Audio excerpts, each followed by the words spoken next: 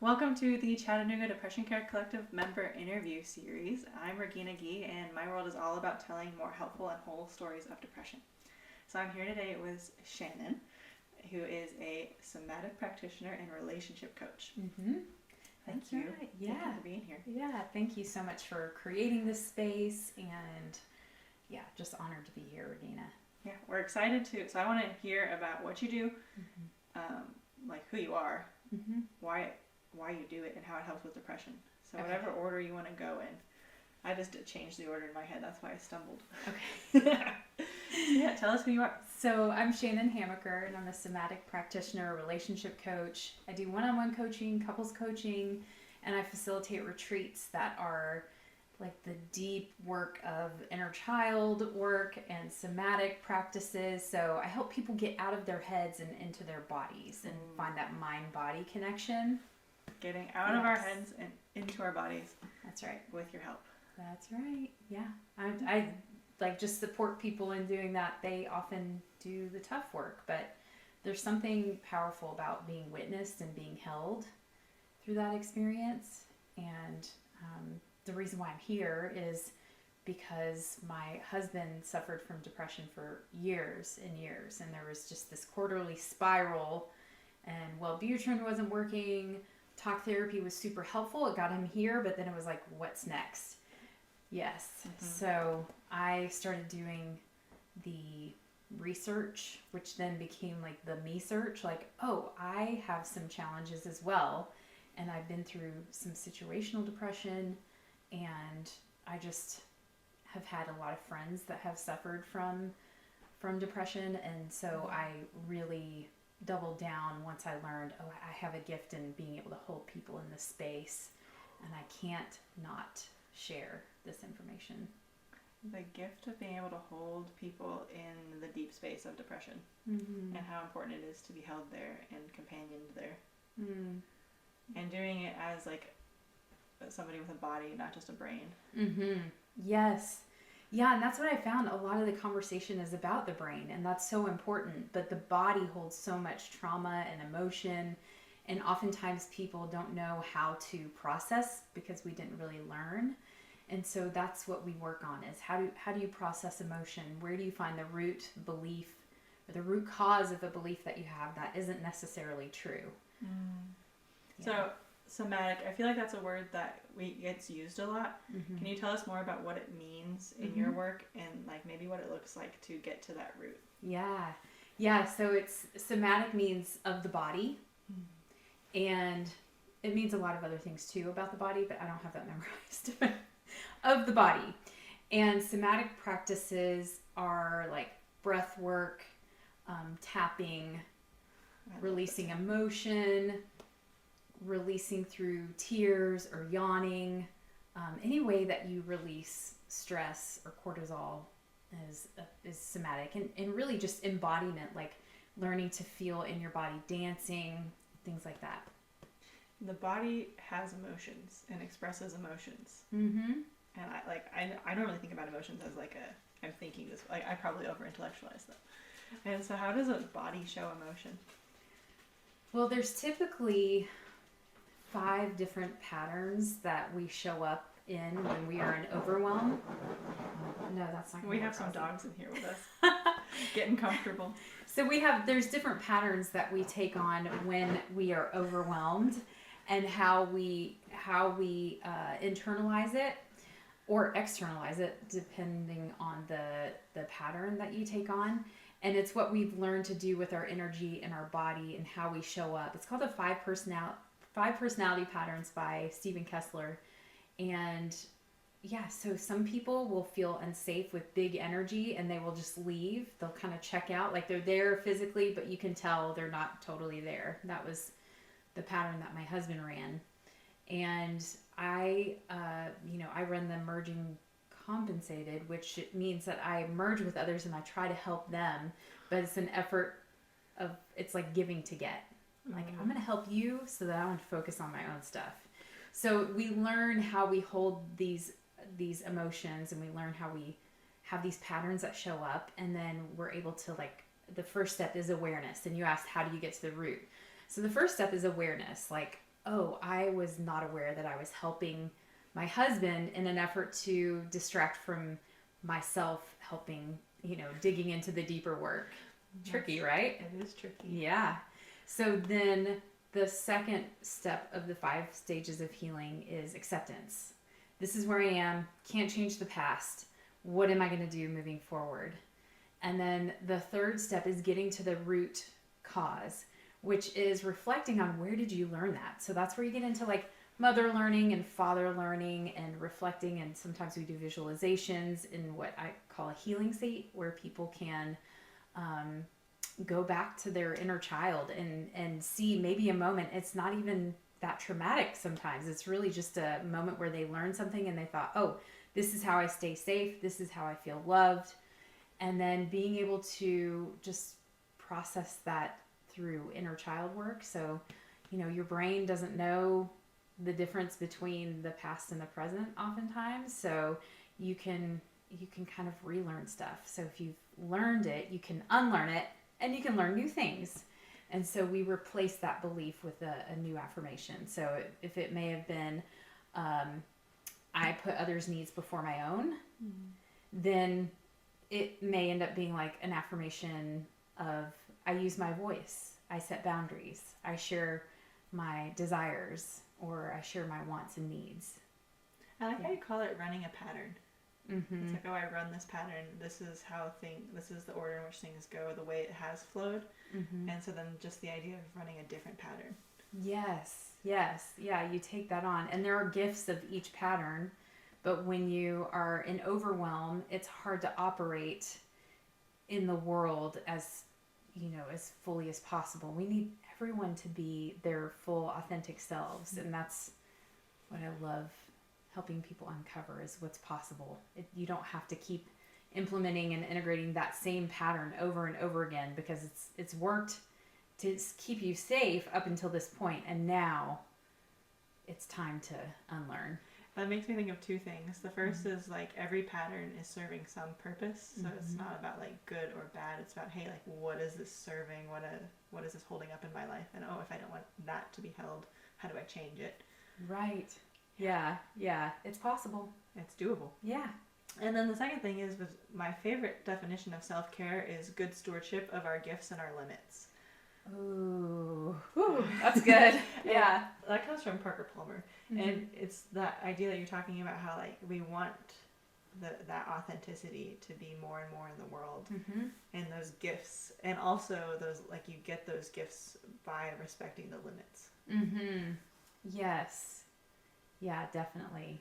And taking on things that add value to your life and being able to let go of things that don't serve you. And a lot of the women that I work with, for example, the retreats that I do, they are typically 4 or 5 day transformative retreats with women who maybe have had loss or have just come to this place in midlife where they're like, okay, if I'm not a mom, who am I? If I'm not an entrepreneur, who am I?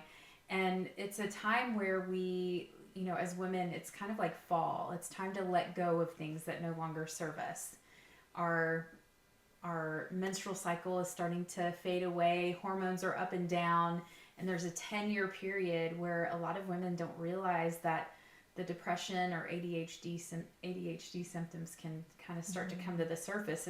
And some women are like, what do I do with all of this? So we have those experiences to be able to have community, a lot like what you're doing, creating community. It's so important for us to heal together and to be able to witness other people and what they're going through. So I'm hearing that your work is... Thank you. I'm hearing that your work is really powerful for connecting, like, to help with depression specifically, with connecting to your body, like felt sense, like what does it mean to be a body, not just have a body, connection to community, connection to true self. Yes. And that's the big 3 that are jumping out to me. That's awesome. Regina, will you be my marketing person? Absolutely. That's why we are here. Yeah, because like in my disconnection map framework, like those are 3 big areas. Yeah. That, like, when you find reconnection in those places, it can help with that like navigating the pit and navigating the heavy empty and the languishing and the despair. Because it's so, like, depression sucks. Yeah, big time. Yeah. Yes, and being able to see what's possible through other people and their belief in you, it's such a gift. I was having a conversation this morning about how depression is inherently unwelcoming. Like, when you're in depression, you don't want people around you. And then the people who can show up for you, like braving that like being able to tolerate feeling unwelcome, even though you know it's important to be with that person. And I would love to hear more about it sounds like you came here with a lot of personal experience and personal depth. So if you want to share any more about how you came to helping, like, learning how to hold space for depression, that would be incredible. Yes. The whole, I think everyone can relate to walking into a room and feeling tension, right? Like, ooh, something just happened. Or walking into a room and feeling lighter because of something or someone. And, the heart coherence, have you heard very much about that? I love the heart math. Yes. So the heart coherence is a big part of being able to not only hold your emotion, but identifying, like, where mine starts and yours begins. And some of the conversations that we had this past weekend at the retreat that we had was learning to be confident in who you are, and also recognizing from a place of love and compassion that everybody else is doing the best that they can where they are at. And I literally just got a message this morning from one of the women, and she said, I see my husband in a totally different light because of the conversations that we had, and imagining that when he's overwhelmed and he's frustrated and very aggressive, that's the little version of him that didn't have a chance to process something. And so being able to kind of say, okay, I have compassion for this person without taking on their energy, without taking on having to solve their problem, is such a gift for everyone involved. Have you ever done, like, the boundary gates? No, what is that? So this is one of my favorite boundary exercises, where it's like, this is the door to, like, your house and your heart, and this is the door to your yard. So, like, this is still, like, space that's your space, but it's not all the way inside. So it's like 2 layers. And the questions are like, hey, is it true and is it mine? And if both of those are yes, you can let it all the way in. But also if it's like, oh, it's not mine, I'm going to, like, keep my boundary. I'm definitely going to do that. Is it true? Is it mine? Yep. Yeah. Oh, that's great. And then what is that called? I call them the boundary gates. The boundary gates, okay. Yeah. And so that question of, like, oh, my husband is being really irritable right now. I think that's his. So I'm going to, like, do what I need to do to let that be his. And then with depression specifically, it's like, when someone's depressed, they're not broken, and I don't need to fix them. Right. They're not broken, and you don't need to fix them. Right. Yes, they're not broken. And it's not their fault. Yeah. Yeah.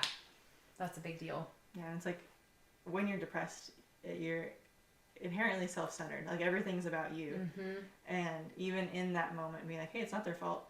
And how to be with somebody, how to be with myself when that self-centeredness is just very present. I hear dogs again. I know they're about. Yes, I love that. I'm going to use that boundary gate. So I love that you're talking about, like, the me space and the we space, and being able to, like, hold, like, have that what you can say, self-worth, like, self-mastery, like self-awareness, that skill, that skilled awareness of yourself, and to know who you are, and to be able to look at people as, like, oh, like, this isn't about me, this is just happening. Yep. Yeah, and it's something that you learned, was that feeling, and being able to the emotional resilience piece, learning that you can be with discomfort, you can be with unpleasant feelings, and you're going to be okay, is a big deal. Like, bliss is feeling a feeling all the way through. Ooh, feeling the feeling all the way through. Yes. Yeah, and it can be as quick as 90 seconds. That's not the goal. I don't want it to be like another, like, I should be through this. I should be done with this 90 already. seconds, yes. But being able to recognize that, like, as I start to, it's flexing a muscle, your emotional muscle, to be able to release and then create space for what else is possible. And if we're hanging on to the shame and guilt and frustration or resentment, all of those things, like, and not moving through it, then you literally, you're tightening your fists around things that if you were open to receiving other opportunities or what's available, if you can let that go and learn to move through it, it can be so helpful. Like when you physically depress something, you push it down. Mm-hmm. And so if you're always pushing it down or holding it really tightly, it's going to keep happening.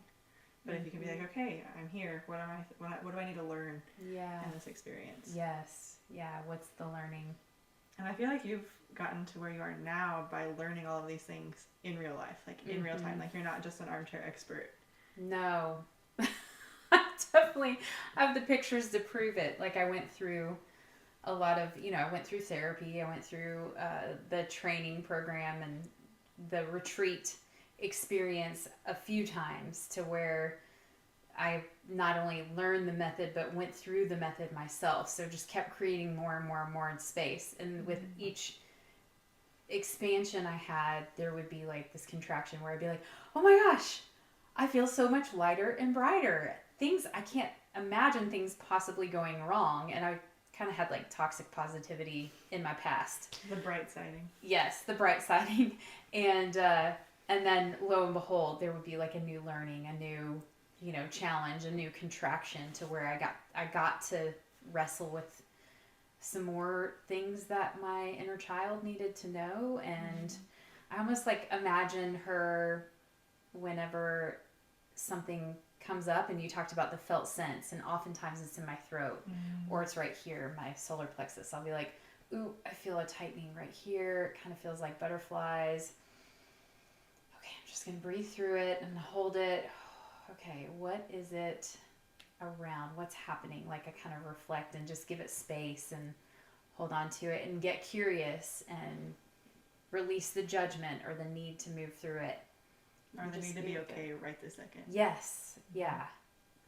Yeah, I should be okay. And that was one thing that, I've worked with people that are like, I should be okay. I had a good childhood. I don't have like the trauma that some people. Yeah. So it's a joy.